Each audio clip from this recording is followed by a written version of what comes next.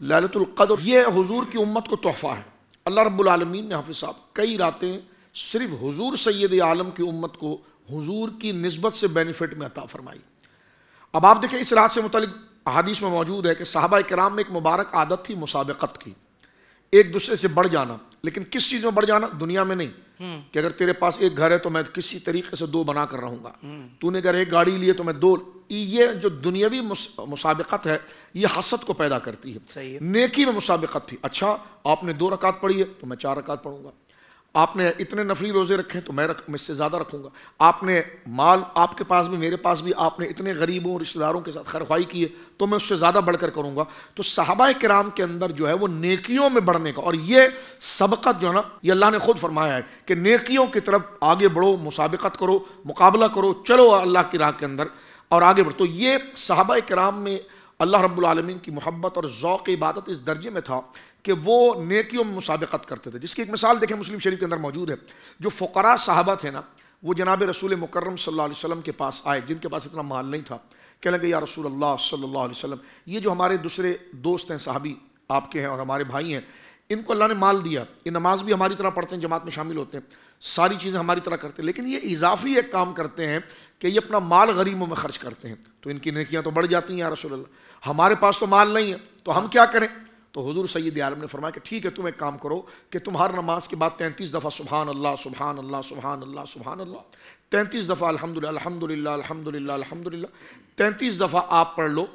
اللہ اکبر اللہ اکبر اللہ اکبر اللہ اکبر۔ یہ کیا ہوگا کہ جو وہ مال کے ذریعے خرچ کر رہے ہیں نا تو وہ اللہ آپ کو اجر عطا فرمائے گا۔ اس مجمع میں وہ صحابہ بھی موجود تھے، انہوں نے سن لیا، ایک دوسرے کو بتایا، اب انہوں نے بھی جناب ہر نماز کے بعد شروع کر دیا۔ اب یہ جو صحابہ کرام کی جماعت ہے جن کے پاس اتنا مال نہیں تھا، پھر آگے حضور کے پاس کہنے لگے یا رسول اللہ وہ تو آپ نے ہمارے لیے بڑھوتی کی بات کی تھی، وہ تو جو ہمارے دوست پہلے سے نیکیاں کر رہے تھے تو یہ تو انہوں نے بھی کر لیا،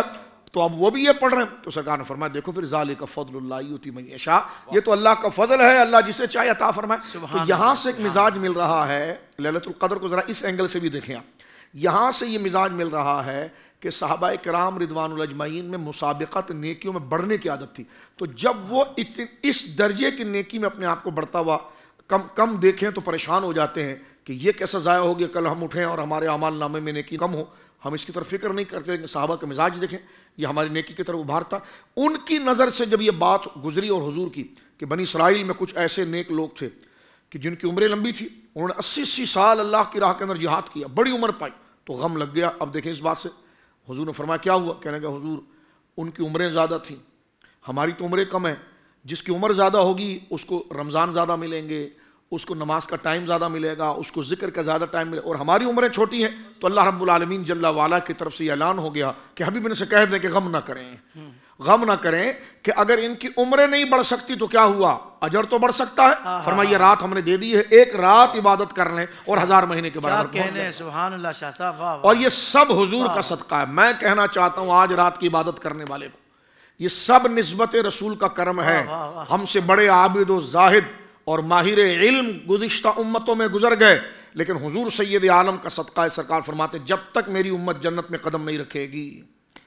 اس وقت کسی بھی نبی کی امت جنت میں قدم نہیں رکھے گی۔ تو مجھ میں اور ان لوگ آپ میں کیا سرخاب کے پر لگے ہیں، ہم تو گئے گزرے لوگ ہیں، لیکن جب تک بکے نہ تھے تو کوئی پوچھتا نہ تھا، تم نے خرید کر مجھے انمول کر دیا۔ لہذا آج ہر ذاکر